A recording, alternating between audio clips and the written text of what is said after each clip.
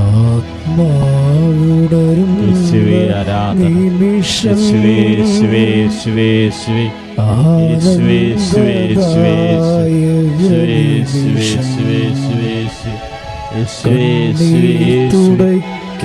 കരങ്ങൾ ചേർക്കാം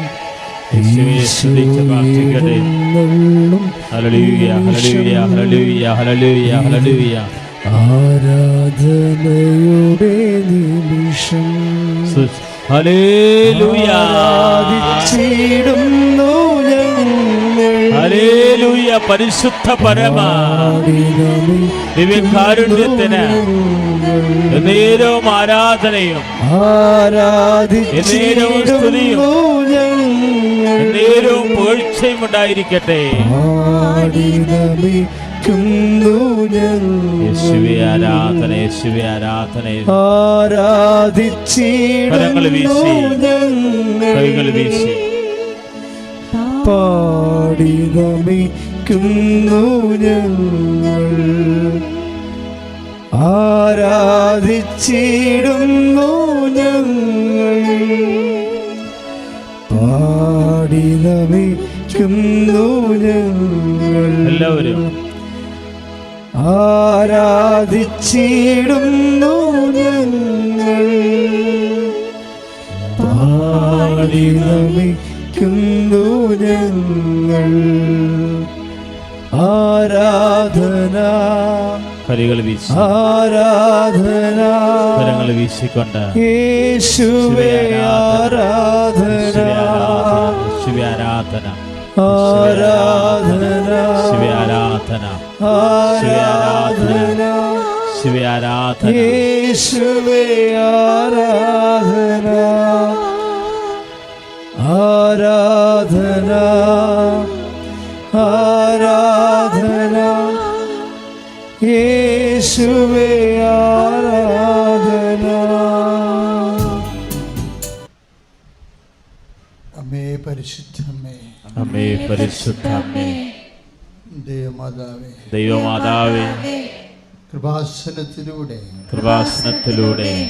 ഞങ്ങൾക്കും ഞങ്ങളുടെ ദേശത്തിന് അമ്മ മാധ്യസ്ഥം തേടി തന്ന എല്ലാ അനുഗ്രഹങ്ങൾക്കും കൃപകൾക്കും ഞങ്ങളിപ്പോൾ ഹൃദയം നിറഞ്ഞ നന്ദി പറയുന്നു. അമ്മേ പരിശുദ്ധമേ, ദൈവമാതാവേ, 2004 ഡിസംബർ 7-ാം തീയതി ഉച്ചകഴിഞ്ഞ് 2:30 കൃപാസനത്തിൽ സംഭവിച്ച അമ്മയുടെ പ്രത്യക്ഷപ്പെടലിനെ കുറിച്ച് തിരുസഭയ്ക്ക് സമർപ്പിച്ചിരിക്കുന്ന പഠനരേഖകളുടെ മേൽ വസ്തുനിഷ്ഠവും ദൈവശാസ്ത്ര വിധിപ്രകാരമുള്ളതും അന്വേഷണ പഠനങ്ങൾ നടത്തി പ്രത്യക്ഷപ്പെടലിലൂടെ പ്രകടമായ ദേവമാതാവിന്റെ പ്രത്യേക കരുതലും സംരക്ഷണവും വെളിപ്പെടുത്തുന്ന പീഡിതരുടെ ആശ്വാസവും പ്രവാചകന്മാരുടെ വാഗ്ദാനത്തിന്റെ പേടകവും പ്രപഞ്ച പ്രകൃതിയുടെ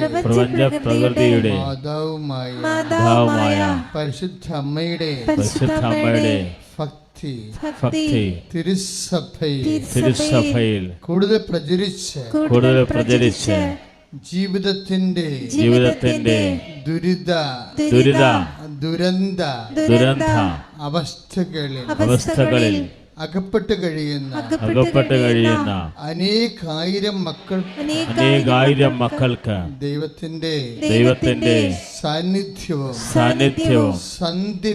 സന്ധിപ്പും കൂടുതൽ അനുഭവിക്കുക വഴി ആത്മീയ വിശുദ്ധിയും ദൈവശക്തിയും കൈവരിക്കുവാൻ കൈവരിക്കുവാൻ ഞങ്ങളുടെ കുടുംബങ്ങളെ ഇടയാക്കണമേ. അമ്മേ പരിശുദ്ധം അമ്മേ പരിശുദ്ധമേ ഭൂസ്വലോകങ്ങളുടെ രാജ്ഞിയായ അമ്മയ്ക്ക് ഭൗമ സംരക്ഷണത്തിനായി പ്രപഞ്ച പ്രകൃതിയെ തന്നെ തിരുസഭ പ്രതിഷ്ഠിക്കുവാൻ പ്രത്യക്ഷീകരണം വഴി ഇടയാക്കണമേ. പരിശുദ്ധ അമ്മേ, ജപമാല മാതാവേ, സകല കൃപാസനം പ്രാർത്ഥനകളോടും ചേർത്ത് ഞങ്ങളിപ്പോൾ പ്രാർത്ഥിക്കുന്ന ഈ കുടുംബത്തിന്റെ പ്രത്യേക നിയോഗം പറയുക, മനസ്സിൽ പറയണം. പ്രത്യക്ഷീകരണ പ്രാർത്ഥനയുടെ ഏറ്റവും വലിയ ജീവൻ എന്ന് പറയുന്നത് അമ്മയുടെ പ്രത്യക്ഷീകരണ സഭ ഏറ്റെടുത്ത് പഠിച്ച് അതിൻ്റെ ദൈവ മനസ്സ് വെളിപ്പെടുത്തുക എന്നുള്ളതാണ്. അതിൻ്റെ കൂടെയാണ് പ്രത്യക്ഷീകരണത്തിൻ്റെ മാനുഷിക തലങ്ങളായ വ്യക്തിപരമായ നിയോഗങ്ങൾ പ്രാർത്ഥിക്കുന്നത്. ഇപ്പോഴും നിങ്ങൾ ഉടമ്പടി ചെയ്ത വിഷയങ്ങളാണ് പരിശുദ്ധ അമ്മ വഴിയാണ് നമ്മൾ ദിവ്യകുർബാനയ്ക്ക് സമർപ്പിക്കുന്നത്.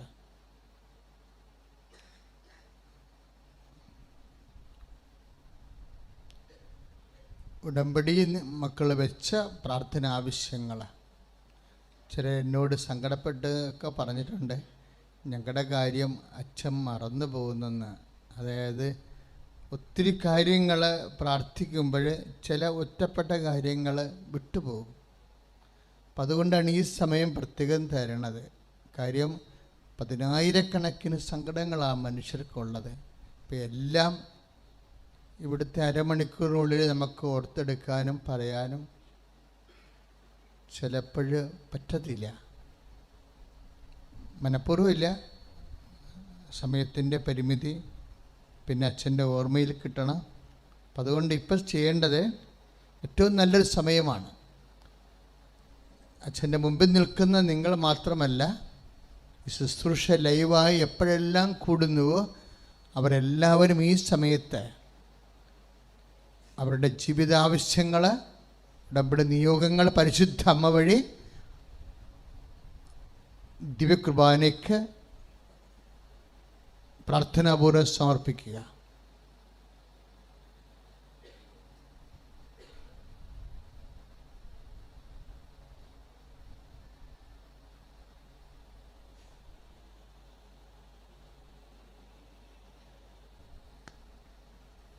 അമ്മയുടെ പ്രത്യക്ഷീകരണത്തിന്റെ അനുഗ്രഹവേളയിൽ ഞങ്ങൾക്ക് സാധിച്ചു തരുവാൻ കനിയണമേ. ശ്രുതികട ഹല്ലേലൂയ.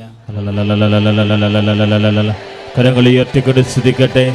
അമ്മേ പരിശുദ്ധ ദൈവമാതാവേ, ഞങ്ങൾ ഇപ്പോൾ ദിവ്യകുർബാനയിൽ സമർപ്പിച്ച നിയോഗങ്ങള് കർത്താവേ, വിദൂരങ്ങളിൽ നിന്ന് പ്രാർത്ഥിച്ചുകൊണ്ട് സമർപ്പിച്ച നിയോഗങ്ങള് കർത്താവേ, രോഗദുരിതങ്ങള്, ക്യാൻസർ രോഗങ്ങള്, കിഡ്നി രോഗങ്ങള്, ഹൃദയ സംബന്ധമായ രോഗങ്ങള്, മാനസിക വിഷമതകള്, കടബാധിതകള്, ജീവിത വിഷമതകള് എല്ലാം സമർപ്പിക്കുന്നു. പരിശുദ്ധ പരമ ദിവ്യകാരുണ്യത്തിന് ആരാധനയും സ്തുതിയും പൂഴ്ചയുണ്ടായിരിക്കട്ടെ. പരിശുദ്ധ പരമ ദിവ്യകാരുണ്യത്തിന് ആരാധനയും സ്തുതിയും പൂഴ്ചയുണ്ടായിരിക്കട്ടെ. പരിശുദ്ധ പരമ ദിവ്യകാരുണ്യത്തിന് ആരാധനയും സ്തുതിയും പൂഴ്ചയുണ്ടായിരിക്കട്ടെ. പ്രിയപ്പെട്ടവരെ, ചിലർ സാക്ഷ്യം പറയുമ്പോൾ വളരെ കാതലായ രീതിയിൽ ചിന്തിച്ച് ആലോചിച്ചൊക്കെയാണ് സാക്ഷ്യം പറയുന്നത്. എല്ലാവരും അങ്ങനെ ചിന്തിക്കും. പക്ഷേ ഒരു സാക്ഷ്യം ഞാൻ ശ്രദ്ധിച്ചത്, നിങ്ങൾക്കറിയാവോ, അമ്മേ ഈശോ സ്തുതിക്കട്ടെ. ഹല്ലേലൂയ. കർത്താവേ, അങ്ങ് പരിശുദ്ധാത്മാവിനെ ഞങ്ങൾ പ്രാർത്ഥിക്കുന്ന കർത്താവേ, കർത്താവേ, ഹല്ലേലൂയ, ഹല്ലേലൂയ, ഹല്ലേലൂയ, ഹല്ലേലൂയ.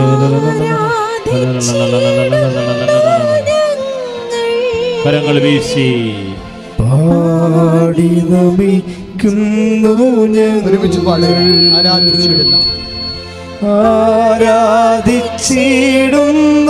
ഞങ്ങൾ. പാടി നമിച്ചിടുന്നു. പാടി നമിക്കുന്നു ഞങ്ങൾ. സർവശക്തനായ ദൈവത്തിന് സ്തുതി. ഞാൻ തിരുവല്ലയിൽ നിന്നാണ് വരുന്നത്. എൻ്റെ പേര് രാജിക തമ്പി എന്നാണ്. ജന്മം കൊണ്ട് ഞാനൊരു ഹിന്ദുവാണ്. ഞാൻ കൃപാസനത്തെക്കുറിച്ച്, ഞാനൊരു ഹെൽത്ത് ഡിപ്പാർട്ട്മെൻറ്റിൽ ജോലി ചെയ്യുന്ന ഒരാളായതുകൊണ്ട് തന്നെ ഞാൻ കൃപാസനത്തെക്കുറിച്ച് ധാരാളം കേട്ടിട്ടുണ്ട്. എങ്കിലും ഞാൻ സത്യത്തിൽ ഞാൻ നെഗറ്റീവുകളൊന്നും കേട്ടിട്ടില്ല. കാരണം ഞാൻ അത് കൂടുതൽ അറിയാൻ ശ്രമിച്ചിട്ടുമില്ല. പിന്നെ ഞാൻ ജോലി ചെയ്യുന്ന ഹോസ്പിറ്റലുകളിൽ ഇഷ്ടംപോലെ ആൾക്കാരിങ്ങനെ കൊണ്ട് പത്രം കൊണ്ട് അവിടെ കൊണ്ടിട്ടിട്ട് പോകുമായിരുന്നു. അപ്പോൾ ഇങ്ങനെ ഓരോരുത്തർ അവിടെ ഇരിക്കുന്ന സ്റ്റാഫുകളൊക്കെ ഇങ്ങനെ ഓരോന്ന് കളിയാക്കിയൊക്കെ പറയും. അപ്പോൾ ഞാനും ചിരിച്ചിട്ടുണ്ട്. പക്ഷേ ഞാൻ ഈ പത്രം നിലത്ത് കിടക്കുന്ന സമയത്ത് ഞാൻ അതിനകത്ത് ദൈവികതയൊന്നും മനസ്സിലാക്കിയിട്ടൊന്നുമല്ല.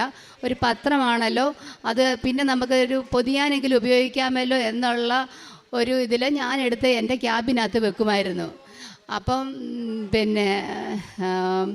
അത് കഴിഞ്ഞിട്ട് എൻ്റെ ജീവിതത്തിൽ കുറേ കോവിഡിൻ്റെ സമയത്ത് എൻ്റെ ഹസ്ബൻഡിന് ജോലിയിലൊരു ചെറിയ ബുദ്ധിമുട്ടുകളൊക്കെ ഉണ്ടായി.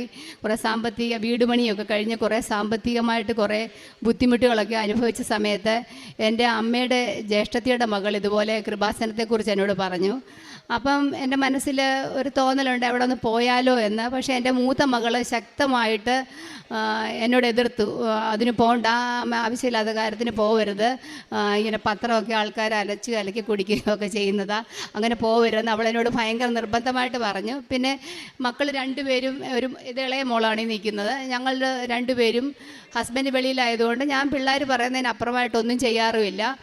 അങ്ങനെ ഇരുന്ന് ഹസ്ബൻഡ് വീട്ടിലല്ലാതെയും കുറേ ഇവക്കും കുറേ മാനസികമായിട്ട് കുറേ ബുദ്ധിമുട്ടുകൾ കോവിഡിൻ്റെ സമയത്ത് വീട്ടിൽ തന്നെ ഇരുന്ന് കുറേ ബുദ്ധിമുട്ടുകളും പ്രയാസങ്ങളും ഒക്കെ ഉണ്ടായി. ഫാമിലിയിലും കുറേ ഇഷ്യൂസൊക്കെ ഉണ്ടായി. ബന്ധുക്കൾ എന്ന് വെച്ചാൽ കുറേ ടോക്സിക്കായിട്ടുള്ള കുറേ റിലേറ്റീവ്സ് ഉണ്ട്. അവരെല്ലാവരും ഞങ്ങളുടെ കാര്യത്തിൽ അനാവശ്യമായിട്ട് ഇടപെട്ട് കുറേ ബുദ്ധിമുട്ടുകൾ. അങ്ങനെ മാനസികമായിട്ടും ശാരീരികമായിട്ടും എനിക്ക് കുറേ അസ്വസ്ഥതകളുമായിട്ട് ഇങ്ങനെ നടക്കുകയാണ്. ആ സമയത്താണ് ഹസ്ബൻഡ് ഞങ്ങളോട് ആലോചിക്കാതെ പെട്ടെന്ന് പുള്ളിക്ക് ശമ്പളമൊന്നും കറക്റ്റായിട്ട് കിട്ടാത്തതുകൊണ്ട് പുള്ളി ജോലി രാജിവെച്ച് ഇങ്ങ് വരുവാന്ന് പറഞ്ഞപ്പോൾ ഞാൻ പെട്ടെന്ന് മൂത്ത മോളെ CA ഇൻ്റർവ്യൂ പാസ്സായിട്ട് നിൽക്കുമായിരുന്നു. അവളെ നിർബന്ധിച്ച് ഞാൻ പറഞ്ഞു പപ്പായെ സഹായിക്കണം, മോള് പോയേ പറ്റത്തുള്ളൂ എന്ന് പറഞ്ഞ് അവളെ ഞങ്ങൾ അങ്ങോട്ട് ഗൾഫിലോട്ട് വിട്ടതിന് ശേഷം അപ്പോഴും അച്ഛൻ അവിടെ നിൽക്കുമെന്നാണ് വിചാരിച്ചത്. അപ്പോൾ അച്ഛന് ജോലി കളഞ്ഞിട്ട് പോകുന്നത്. അപ്പോൾ എനിക്കും അത് മാനസിക ബുദ്ധിമുട്ടായി. കാരണം വസ്തുവിൻ്റെ കടങ്ങളും കാര്യങ്ങളും KSFE ചിട്ടികളൊക്കെ ഉണ്ട്. അതെല്ലാം ഈ മോളുടെ മണ്ടയ്ക്ക് വരുമല്ലോ എന്ന് വിചാരിച്ച് ഞാൻ ആ വീട് വിൽക്കുന്നതിനെക്കുറിച്ച് ഞാൻ ആലോചിച്ചു. അപ്പോഴും ഹസ്ബൻഡിന് വിചാരമില്ലായിരുന്നു ഞാനത് വിൽക്കുമെന്ന്. എനിക്ക് ആഗ്രഹമില്ലായിരുന്നു.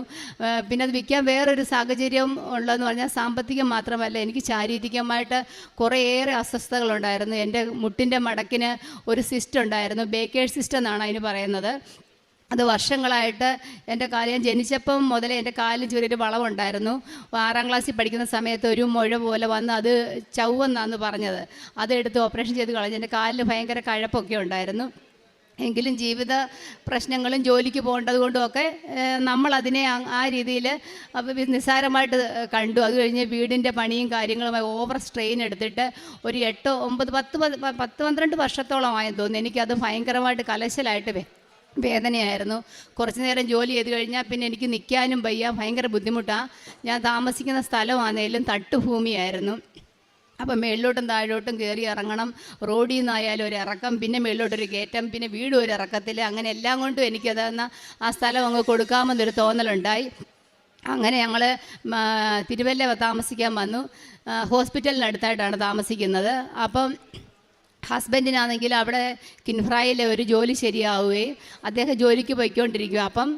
അപ്പോഴും മോള് ജോലിയായി, ഹസ്ബൻഡിന് ജോലിയായി, എനിക്ക് ജോലിയായി. അപ്പം നമ്മുടെ മെറിറ്റ് കാര്യങ്ങളൊക്കെ പോകുന്നുള്ള ഒരു ചിന്ത മനസ്സിൽ അപ്പോഴും ഉണ്ടായിരുന്നു. പിന്നെ ഞാനങ്ങ് ഭയങ്കര ദൈവവിശ്വാസിയൊന്നും അല്ലെങ്കിലും അത്യാവശ്യം ദൈവവിശ്വാസമുണ്ട്. എൻ്റെ കഴിവനുസരിച്ച് ആർക്കും ഒരു ബുദ്ധിമുട്ട് പറഞ്ഞാലും അവരെ സഹായിക്കുകയൊക്കെ ചെയ്യും. മറ്റൊരാളെ ഉപദ്രവിക്കുന്ന സ്വഭാവമില്ല. അതുകൊണ്ട് നമുക്ക് ദോഷമൊന്നും വരത്തില്ല എന്നൊരു ഓവർ കോൺഫിഡൻസ് എൻ്റെ മനസ്സിലുണ്ടായിരുന്നു. അങ്ങനെ ഇരുന്ന് ഹസ്ബൻഡിന് ജോലി കിട്ടിയതിന് അടുത്തായിട്ട് ഞങ്ങൾ 6.5 സെൻറ്റ് സ്ഥലം വാങ്ങിച്ചു. അതിന് വീട് വയ്ക്കാം, പതിയെ വീട് വയ്ക്കാം എന്നൊക്കെ വിചാരിച്ചിരിക്കുന്ന സമയത്ത് അവിടെയും പുള്ളിക്ക് ശമ്പളത്തിൻ്റെ പ്രശ്നം വന്നു കഴിഞ്ഞപ്പം പുള്ളി മാനസികമായിട്ടങ്ങ് വിഷമത്തിലായി. അങ്ങനെ അവിടുത്തെ ആ ജോലി കളയല്ല, വേറൊരു ജോലിക്കുമായിട്ട് അവിടുത്തെ ഒരു പയ്യൻ പറഞ്ഞിട്ട് വേറൊരിടത്ത് പോയി. ആ ജോലിയിലും പ്രശ്നം വന്നു. അങ്ങനെ മാനസികമായിട്ട് ഭയങ്കര ബുദ്ധിമുട്ടായി. അവിടുന്ന് പുള്ളിക്ക് കുറച്ച് ശമ്പളം കിട്ടാനുണ്ടായിരുന്നു. അത് വാങ്ങിക്കാനായിട്ട് ഒരു ദിവസം ഞാൻ ഇദ്ദേഹത്തെ നിർബന്ധിച്ച് ഞാൻ പറഞ്ഞു വിടുക, അവിടെ പോയി വാങ്ങിക്കുമെന്ന് പറഞ്ഞ് നിർബന്ധിച്ച് വിട്ടു. അവിടെ ചെന്നപ്പം കൂടെ ജോലി ചെയ്ത പെൺകുട്ടിയുടെ ഹസ്ബൻഡ് സുഖമില്ലാതെ ഹോസ്പിറ്റലിലായിരുന്നു, അറ്റാക്ക് വന്നതായിരുന്നു. പുള്ളിക്ക് ഒരു ഹാർട്ടിൻ്റെ സർജറി കഴിഞ്ഞ് ഇനിയും പുള്ളിക്ക് ജോലിയൊന്നും ചെയ്യാൻ പറ്റത്തില്ല എന്ന് പറഞ്ഞ് ആ കുട്ടി വളരെ മാനസികമായിട്ട് വളരെ വിഷമിച്ചിരിക്കുകയായിരുന്നു. അങ്ങനെ ആരോ പറഞ്ഞിട്ട് കൃപാസനത്തെക്കുറിച്ച് അറിയുകയും അങ്ങനെ അവരിവിടെ വന്നിട്ട് അച്ഛൻ്റെ കൈവെപ്പ് പ്രാർത്ഥനയിൽ പങ്കെടുത്ത് അദ്ദേഹത്തിന് പൂർണ്ണ സൗഖ്യം, അദ്ദേഹം ജോലിക്ക് പോകുന്നുണ്ടെന്നും പറഞ്ഞ് വളരെ ഭക്തിയോടുകൂടി എൻ്റെ ഹസ്ബൻഡിന് ഈ പത്രം കൊടുത്തു വിട്ടു. അപ്പോൾ ഈ പത്രം എൻ്റെ മുമ്പിൽ വർഷങ്ങളായിട്ട് വരികയും ഞാൻ തിരുവല്ല താലൂക്ക് ആശുപത്രിയിൽ ജനിക്കുമ്പോൾ മുതൽ 18 വയസ്സ് വരെയുള്ള വൈകല്യങ്ങളൊക്കെ ഉള്ള കുഞ്ഞുങ്ങളെ കണ്ടുപിടിക്കുന്ന ഒരു സെക്ഷൻ ആയതുകൊണ്ട് തന്നെ അവിടെ ഇഷ്ടംപോലെ പത്രം കിടക്കും. ഞാനത് ഒരിക്കൽ പോലും വായിക്കണമെന്ന് എനിക്ക് തോന്നിയിട്ട് പോലുമില്ല. പക്ഷേ ഈ ഹസ്ബൻഡ് ഇത് വീട്ടിൽ കൊണ്ടുവന്നിട്ട് ഹസ്ബൻഡ് ഇതിരുന്ന് പൂർണ്ണമായിട്ടിരുന്ന് വായിച്ച് എനിക്ക് ചിരിയും വന്നു. അദ്ദേഹം ഒരു ഇച്ചിരി കമ്മ്യൂണിസ്റ്റ് പ്രസ്ഥാനത്തിലൊക്കെ വിശ്വസിക്കുന്ന ആളായിരുന്നു. അവൻ അമ്പലമൊന്നും വലിയ വിശ്വാസമില്ലാത്ത പുള്ളി മൊത്തം ഇരുന്ന് വായിച്ചു. ഈ മോള് അന്നേരം അവിടെ ഉണ്ട്. അപ്പം അവൾക്ക് ആലപ്പുഴയായിരുന്നു അവൾ പഠിക്കുന്ന MA ഇംഗ്ലീഷിന്. അപ്പം അവൾ അച്ഛനും ഇവിടെ ഇവൾക്ക് എന്തോ സാധനം വാങ്ങിക്കാൻ വേണ്ടി ഞങ്ങൾ പോകാനായിട്ട് ഒരുങ്ങിയ സമയത്ത് ഈ അച്ഛനും മോളും എന്നോട് പറഞ്ഞു, ഇവിടെ ഈ റൂമിനകത്തങ്ങ് ഭയങ്കര മുല്ലപ്പൂവിൻ്റെ മണം എന്ന് പറഞ്ഞു. അപ്പം ഞാൻ പറഞ്ഞു, അത് കൊള്ളാമല്ലോ, എനിക്കില്ലാത്ത മുല്ലപ്പൂവിൻ്റെ മണം നിങ്ങൾക്ക് എവിടെ നിന്ന് വന്നു എന്നും പറഞ്ഞ് ഞാൻ കളിയാക്കി. ഞങ്ങളതിന് ഇപ്പം എനിക്കറിയത്തില്ല അത് മാതാവിൻ്റെ അഭിഷേകമാണെന്നോ ഒന്നും എനിക്കറിയത്തില്ല. അങ്ങനെ അത് ഞങ്ങളങ്ങനെ കളഞ്ഞു. അങ്ങനെ പോയി. ആ കുട്ടി അന്നേരം എൻ്റെ ഹസ്ബൻഡിനോട് പത്രം കൊടുത്തിട്ട് പറഞ്ഞു, ചേട്ടന് വേണ്ടി ഞാൻ പ്രാർത്ഥിക്കാം, ചേട്ടന് വേറൊരു ജോലി ശരിയാവുമോ എന്നൊക്കെ ഇങ്ങനെ പറഞ്ഞു.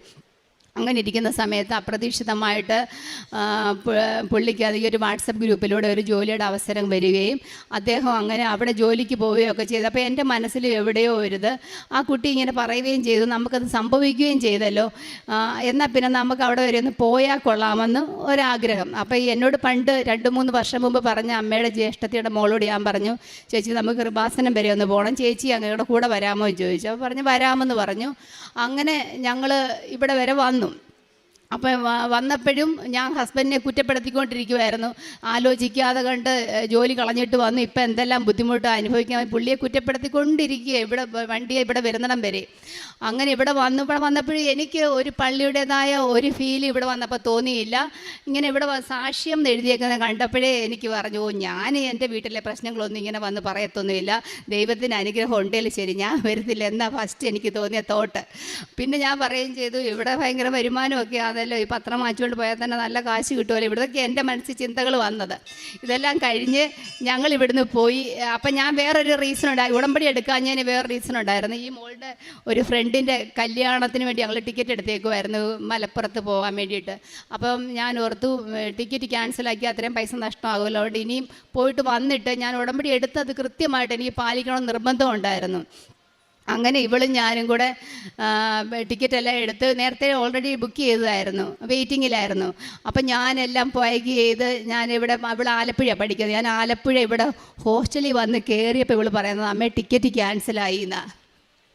അപ്പോൾ എനിക്ക് ഭയങ്കര മനസ്സിനകത്തൊരു വിഷമം, ശോ ദൈവമേ, ഞാനത് ആ ഒരു കാരണം പറഞ്ഞ് ഞാൻ പോവാതിരുന്നു. എന്നിട്ട് ഞാൻ ഈ പ്രാർത്ഥനയൊക്കെ എനിക്കറിയത്തില്ല, തെറ്റാ. നന്മ നിറഞ്ഞ മറിയമേ സ്വസ്തി എന്നൊക്കെ കേട്ടിട്ടുണ്ടെങ്കിലും ഞാൻ എഴുതിയെടുത്തത് നന്മ നിറഞ്ഞ ദൈവമേ സ്വസ്തി എന്നൊക്കെയാണ്. അങ്ങനെയൊക്കെ എഴുതി വെച്ച് എനിക്കറിയാതെ ഇപ്പോഴും എൻ്റെ ഇരിപ്പുണ്ട്, അതേ മരണം വരെ ആ പേപ്പർ സൂക്ഷിക്കുക, എൻ്റെ പേഴ്സിൽ ഇരിപ്പുണ്ട്. ഞാൻ അത് വെച്ച് ഞാനിങ്ങനെ പ്രാർത്ഥിക്കുകയൊക്കെ ചെയ്യുമായിരുന്നു. അവിടെ ചെന്നിട്ടും എനിക്ക് പറ്റിയ സാഹചര്യത്തിലൊക്കെ യാത്രയിലും വലിയ കുഴപ്പമൊന്നും ഇല്ലാതെ എന്നെ കൊണ്ടുപോയി. പക്ഷേ എനിക്കതെങ്കിൽ ഇരിക്കാൻ സീറ്റും എല്ലാം അപ്പം തന്നെ അടുത്ത സ്റ്റോപ്പായപ്പോൾ കിട്ടുകയും ചെയ്തു. ഞാൻ ചെറുതായിട്ടൊന്ന് ചെറുതായിട്ടല്ല വലുതായിട്ടൊന്ന് വീണ് എനിക്ക് ഈ ഇരിക്കുമ്പോൾ ഭയങ്കര ബുദ്ധിമുട്ടായിരുന്നു. അപ്പോൾ ഞാൻ ട്രെയിനെ വളരെ കഷ്ടപ്പെട്ടാണ് ഇരിക്കുകയൊക്കെ ചെയ്തത്. അങ്ങനെ ഞങ്ങൾ അവിടെ പോയി ആ യാത്രയെല്ലാം വലിയ കുഴപ്പമില്ലാതെ തിരിച്ചും ഞങ്ങളിവിടെ എത്തിക്കഴിഞ്ഞപ്പം മുതൽ എൻ്റെ മനസ്സിനകത്ത് എന്തായാലും ഞാൻ ഉടമ്പടി എടുക്കും. അങ്ങനെ പറഞ്ഞ് ഞാൻ ഫെബ്രുവരി 20 എൻ്റെ ജ്യേഷ്ഠൻ്റെ വൈഫിനെയും കൂട്ടി ഞാനിവിടെ വന്ന് ഉടമ്പടി എടുത്തു. ഉടമ്പടിയെല്ലാം വളരെ ഭംഗിയായിട്ടെല്ലാം ചെയ്ത് എല്ലാം കഴിഞ്ഞിട്ട് ഞങ്ങൾ കഴിക്കാൻ വേണ്ടി ഇതിൻ്റെ ഫ്രണ്ടിലെ ഹോട്ടലിൽ ഞങ്ങളവിടെ ചെന്ന് ഞങ്ങൾക്ക് ആഹാരം വിളമ്പി തന്ന വെയിറ്ററാണെങ്കിൽ അദ്ദേഹം ഞങ്ങളുടെ അടുത്തോട്ട് വന്ന ഒരു തുമ്മിയപ്പോൾ എനിക്ക് ദേഷ്യം വന്നു. ഞാൻ ഉടനെ തന്നെ പ്രതികരിക്കുന്ന ഒരാളാണ്. അപ്പം ഞാൻ ചോദിച്ചു, ആഹാരം വിളമ്പി തരുന്നതിൻ്റെ മുമ്പിൽ നിന്ന് തുമ്മുന്ന നിങ്ങൾക്കൊരു മാസ്ക് വെച്ചുകൂടാ? അപ്പം ചോദിച്ചു. അപ്പം അയാളുടെ മുഖം വല്ലാതായി. അപ്പം പിന്നെ ഞാനത് ക്യാഷ്വലായിട്ട് എടുത്തു. അത് കഴിഞ്ഞിട്ട് ഞാൻ ഈ വീട്ടിൽ വന്ന് 5 മണിയായി. എനിക്ക് ഇന്ന് തന്നെ ഉടമ്പടിയുടെ എല്ലാം ചെയ്യണമെന്നൊക്കെ വിചാരിച്ച് ഞാൻ കുളി നനയൊക്കെ കഴിഞ്ഞ് ഞാൻ കുളിച്ച് കഴിഞ്ഞ് ഇറങ്ങിയപ്പോൾ മുതൽ അദ്ദേഹത്തിൻ്റെ കാര്യം പറയുന്ന പോലെ എൻ്റെ മൂക്കിൽ നിന്ന് അങ്ങോട്ട് വെള്ളം ഒഴുകാൻ തുടങ്ങുക. അപ്പം ഞാൻ ഓർത്ത്, എൻ്റെ ദൈവമേ, എനിക്കിതുവരെയും പനിയുടെ ഒരു ലക്ഷണവും ഇല്ലായിരുന്നു, എന്തോ പറ്റി എന്ന് വിചാരിച്ച് ഞാൻ നിലവിളക്കൊക്കെ തേച്ച് കിണ്ടിക്കകത്ത് വെള്ളം എടുക്കുക. ആ വെള്ളം എടുക്കാൻ കുനിയുന്ന സമയത്ത് എൻ്റെ മൂക്കിൽ കൂടി ഇങ്ങനെ സ്രവം പോയിക്കൊണ്ടിരിക്കുക. അപ്പം എൻ്റെ മനസ്സിൽ തുമ്മലും വന്നു. അപ്പം ഞാൻ എൻ്റെ മനസ്സിൽ തോന്നി, എൻ്റെ ദൈവമേ, എനിക്കൊരു കുഴപ്പമില്ലായിരുന്നു. ഞാൻ മനുഷ്യൻ വിശന്ന് വന്ന സമയത്ത് എനിക്ക് ആഹാരം വിളമ്പത് ഞാൻ അങ്ങനെ പറഞ്ഞ തെറ്റായപ്പോൾ ഞാൻ അപ്പം ദൈവത്തോടൊരു 100 ക്ഷമ ചോദിച്ചു. ദൈവമേ, എന്നോട് ക്ഷമിക്കണേ, ഞാൻ ഓൺ ദ സ്പോട്ടിൽ പ്രതികരിച്ചത് തെറ്റായിപ്പോയി എന്ന് പറഞ്ഞു. ഞാൻ അന്നെങ്കിൽ ആദ്യം ഉടമ്പടി തൈലം എടുത്ത് മൂക്കിലൊക്കെ തേക്കുകയൊക്കെ ചെയ്തു, നെറ്റിയിലും കുരിശൊക്കെ വരച്ച്. പിന്നെ എനിക്കത് സ്വിച്ചിട്ട പോലെ അങ്ങ് മാറി. അപ്പോഴെൻ്റെ മനസ്സിൽ ഒരു ചെറിയ വിശ്വാസം വന്നു. പിന്നെ ഞാൻ വസ്തുവിൻ്റെ ഒരു കച്ചവടവുമായിട്ട് ബന്ധപ്പെട്ട് ഞാൻ ഉടമ്പടിക്കകത്ത് എഴുതിയിട്ടുണ്ടായിരുന്നു. അപ്പോൾ അത്രയും നാൾ അനക്കമില്ലാതിരുന്ന് അപ്പം ഞാനിങ്ങനെ പിന്നെ ഹസ്ബൻഡിൻ്റെ പെങ്ങളോട് പറഞ്ഞു അത് ഉടമ്പടി എടുക്കാൻ പോകുന്ന കാര്യമൊക്കെ.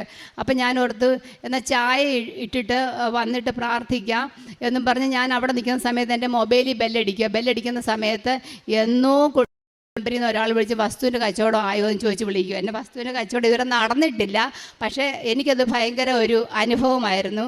അങ്ങനെ അപ്പം എനിക്ക് അച്ഛൻ പറയുന്ന പോലെ ഉടമ്പടി അത് കത്താൻ തുടങ്ങുവാണെന്ന് എനിക്കൊരു വിശ്വാസം എൻ്റെ മനസ്സിൽ വന്നു.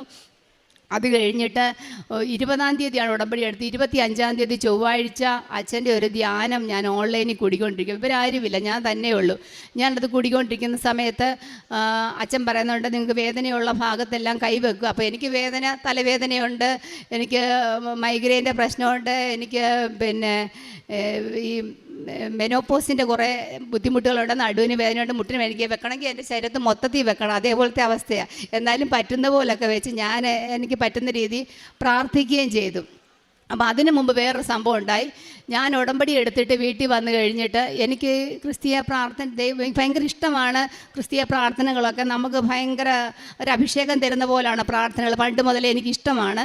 പക്ഷേ എനിക്ക് പ്രാർത്ഥനയൊന്നും കാണാൻ അറിയത്തില്ല. അപ്പം മുട്ടുമടക്കി ഒരു തരത്തിൽ ഇരിക്കാൻ പറ്റാത്ത ഒരു വ്യക്തിയാണ് ഞാൻ. അപ്പം ഞാൻ അന്നേരം ഒരു മെഴുകുതിരിയൊക്കെ കത്തിച്ച് വെച്ച് പ്രാർത്ഥിക്കാൻ ഇരുന്നു. അപ്പം മുട്ടുമടക്കിയിട്ട് എനിക്ക് ഒരു തരത്തിൽ താഴെ കുത്താൻ പറ്റത്തില്ല. അപ്പം ഞാനൊരു പായൊക്കെ വിരിച്ച് അതേ വെച്ചിട്ടാണ് മുട്ടുമടക്കിയത്. എന്നിട്ട് ഞാൻ അതേ ടീപ്പോയെ പിടിക്കണം, പുസ്തകത്തെ പിടിക്കണം, എല്ലാം കൊണ്ട് എനിക്ക് പറ്റത്തില്ല. അപ്പം ഞാൻ പറഞ്ഞു, എൻ്റെ ദൈവമേ, ഒന്നുകിൽ എന്നെ ഇത് പ്രാർത്ഥന കാണാതെ പഠിപ്പിക്കണം, അല്ലെ എൻ്റെ കാല് ശരിയാക്കി തരണം. ചുമ്മാ ഇങ്ങനെ ഒരു ഡയലോഗ് പറഞ്ഞ് മനസ്സിൽ ഇങ്ങനെ പറഞ്ഞു. ഈ 5-ാമത്തെ ദിവസം ഒരു അത്ഭുതം പോലെ എൻ്റെ കാലിലെ ആ ബേക്കേഴ്സ് സിസ്റ്റർ എനിക്ക് തന്നെ ഫീൽ ചെയ്തു. അച്ഛൻ പറഞ്ഞു കഴിഞ്ഞ് നോക്കിയപ്പോൾ എൻ്റെ കാലിൻ്റെ വളവ് മാറിയതായിട്ട്, എൻ്റെ അകത്തോട്ട് ഈ മുട്ടിൻ്റെ മേൽവശം അകത്തോട്ടും വളഞ്ഞ്, മസിൽ ഇടത്തോട്ടും തെള്ളി, കാലിൻ്റെ പത്തി അകത്തോട്ടും വളഞ്ഞ്, അങ്ങനത്തെ ഒരു അവസ്ഥയിലായിരുന്നു എൻ്റെ കാല്. അപ്പോൾ ഈ ഡോക്ടേഴ്സ് പറയുന്നത് അത് ഒന്നുകിൽ ആ മുഴ നീക്കം ചെയ്യണം, അല്ലെങ്കിൽ കുത്തിയെടുത്ത് കളയണം. ഇത് രണ്ടും ഞാൻ ചെയ്തില്ല. അവ ഫ്ലൂയിഡ് വന്ന് അടിയുന്നതാണ്. അപ്പോൾ നമ്മൾ എടുത്തു കളഞ്ഞാലും പിന്നെ ഇതുണ്ടാകുമെന്ന് പറയും. ഈ വേദനയും കൊണ്ട് ഞാൻ നടക്കുമായിരുന്നു. അങ്ങനെ അപ്രതീക്ഷിതമായിട്ട് എനിക്ക് ആ കാല് മടക്കി വെക്കാൻ പറ്റുന്നതുകൊണ്ട് എനിക്ക് തന്നെ അപ്പോൾ ഒരു ഫീൽ ചെയ്തു. എനിക്ക് പിന്നെ പക്ഷേ ആരോടും പറയാൻ മടി. ഒന്നാമത് ഞാൻ ഒരു ഹെൽത്ത് ഡിപ്പാർട്ട്മെൻറ്റിൽ ജോലി ചെയ്യുന്ന ആൾ. ഇത് പറഞ്ഞു കഴിഞ്ഞാൽ എന്നെ വല്ലതും ചീത്ത പറയാമെന്ന് വിചാരിച്ച് ഞാൻ ആരോടും മക്കളോടും പറഞ്ഞില്ല. എൻ്റെ കൂടെ വന്ന ചേട്ടത്തിയെ മാത്രം വീഡിയോ കോൾ വിളിച്ച് ഞാൻ കാണിച്ചു. അത് കഴിഞ്ഞ് ഓഫീസിൽ ഞാൻ ഒരാളോട് മാത്രം പറഞ്ഞിട്ടാണ് വന്നത്. ആരോടും പറയില്ല, എന്നെ ഇതിൻ്റെ കളിയാകും, കൃപാസനത്തിൽ പോകാമെന്നും പറഞ്ഞ്. എന്നിട്ട് പിറ്റേ ദിവസം 9 അമ്മേനോടും പറഞ്ഞു. പിന്നെ പിന്നെ പതിയെ എൻ്റെ വേദന എന്ന് പറയുന്ന സംഭവം എനിക്ക് അറിയാതായി കഴിഞ്ഞപ്പോൾ ഞാൻ ഓർത്ത്, ഞാൻ എന്തിനിങ്ങനെ മടിച്ചിരിക്കണം, വേറൊരാളെ ബോധിപ്പിക്കേണ്ട കാര്യമില്ലല്ലോ, എനിക്ക് പറയാം, തുറന്ന് പറയാം. അപ്പോൾ എന്നോട് ഇങ്ങോട്ട് ഒത്തിരി പേര് തർക്കിക്കുകയൊക്കെ, ക്രിസ്ത്യൻസാണ് കൂടുതലും തർക്കിച്ച് സംസാരിച്ചത് മൊത്തം, മറ്റ് സഭയിലുള്ളവരൊക്കെ. പക്ഷേ അന്നൊന്നും എനിക്കൊരു തിരിച്ചൊരു മറുപടി പറയാൻ എനിക്ക് പറ്റത്തില്ലായിരുന്നു. പക്ഷേ ഇന്ന് എനിക്ക് കൃത്യമായിട്ട് എനിക്കൊരു മറുപടി പറയാം. കാരണം എല്ലാ ജില്ലയിലും ഉണ്ട് DIC എന്ന് പറഞ്ഞൊരു സെക്ഷന്, ഡിസ്ട്രിക്ട് എയർലി ഇൻ്റർവെൻഷൻ സെൻറ്റർ. ഇവിടെ ഇരിക്കുന്ന എത്ര പേർക്ക് അറിയാതെ, ജനിക്കുമ്പം മുതൽ ഹാർട്ടിന് ഹോളുള്ള കുഞ്ഞുങ്ങളെ, സംസാരം ഇല്ലാത്ത കുഞ്ഞുങ്ങൾ, ടങ് ടൈ ഉള്ള കുഞ്ഞുങ്ങളെ, സ്പീച്ച് തെറാപ്പിയെ, അങ്ങനെ പിന്നെ കാലിൻ്റെ വളവ്, അങ്ങനെയുള്ള ചികിത്സ ചെയ്യുന്ന എല്ലാ ജില്ലകളിലും ഉണ്ട്. എത്ര പേർക്ക് അറിയാം? പക്ഷെ ആർക്കും അറിയത്തില്ല. അപ്പം ഞാൻ അവരോട് തിരിച്ചു ചോദിച്ചു, ഈ ഒരു സ്ഥാപനമോടോ നിങ്ങൾക്കറിയാമോ? ഇല്ലല്ലോ. അപ്പോൾ അതിനൊരു പരസ്യമില്ല, അതിൻ്റെ കുഴപ്പമല്ലേ എന്ന് പറഞ്ഞ പോലെ തന്നെ അവരുടെ ദൈവിക അനുഭവം ഉണ്ടെന്ന് പരസ്യം ചെയ്താൽ എന്താ കുഴപ്പം, പത്രം കൊടുത്താൽ എന്താ കുഴപ്പം, അങ്ങനെ തിരിച്ചു പറയാനുള്ള ഒരു ഉത്തരവ് ദൈവം എനിക്ക് പറഞ്ഞു തന്നു. അങ്ങനെ അതാണ് എനിക്ക് ഉണ്ടായ ഒരു ദൈവിക അനുഭവം. പിന്നെ അത് കഴിഞ്ഞിട്ട് എൻ്റെ മോളുടെ കാര്യം ഞാൻ നിയോഗത്തിൽ വെച്ചായിരുന്നു. അവളുടെ നെറ്റ്, അവൾ എപ്പോൾ എക്സാം എഴുതിയാലും ഒക്കെ ഈസി ആയിരിക്കും എക്സാം. പക്ഷേ എന്നാലും അവളാണെങ്കിൽ PhD ക്വാളിഫൈ ആകും, നെറ്റ് കിട്ടുന്നില്ല. അത് ഞങ്ങൾക്കൊരു വിഷമം, അവൾക്കും വിഷമമായിരുന്നു. അങ്ങനെ ഇപ്പം ഈ കഴിഞ്ഞ മാസം എക്സാം ഉണ്ടായിരുന്നു.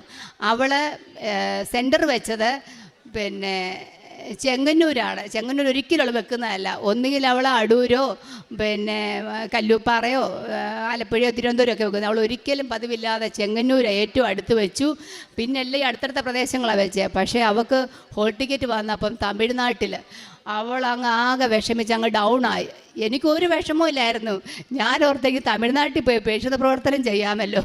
എൻ്റെ മനസ്സിൽ പെട്ടെന്ന് തോന്നിയത് എനിക്ക് തമിഴ് പത്രം വാങ്ങിച്ചുകൊണ്ട് പോകാൻ പറ്റുമല്ലോ എന്ന്. അപ്പോൾ ഞാൻ നിർബന്ധിച്ച് ഇവളെയും വിളിച്ചുകൊണ്ട് വന്നു. ഇവിടെ വന്ന് പ്രാർത്ഥിച്ച് ഞാൻ പറഞ്ഞെടി, ദൈവത്തിനൊരു പദ്ധതിയുണ്ട്, അതാ നടപ്പാക്കാൻ പോകുന്നത്. നിൻ്റെ മെറിറ്റ് കഴിഞ്ഞല്ലോ, നിൻ്റെ മിടുക്ക് കഴിഞ്ഞല്ലോ, ഇനി പരീക്ഷ എഴുത്. ഞാൻ എന്തായാലും പത്രം വാങ്ങിച്ചോണ്ട് എനിക്ക് പോകുന്ന വഴിക്കെല്ലാം ദൈവത്തിൻ്റെ അനുഗ്രഹങ്ങളുണ്ടായിരുന്നു. ഞങ്ങൾക്ക് അറിയാൻ വയ്യാതെ പോയ സ്ഥലമാണ്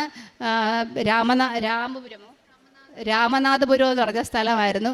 ഞങ്ങൾ പിന്നെ മധുര ചെന്ന് താമസിച്ചു. അപ്പം ഇറങ്ങാൻ നേരം 2 ആണുങ്ങൾ അവിടെ ഇരിപ്പുണ്ടായിരുന്നു. അവരോട് ഞാൻ ഹസ്ബൻഡിനോട് പോയി ചോദിക്കുക, അവർ ഇവിടെ മലയാളികളില്ല, അവരോട് ചോദിക്കാൻ പറഞ്ഞാൽ അവരാണെങ്കിൽ സെക്രട്ടേറിയറ്റ് ജീവനക്കാരായിരുന്നു.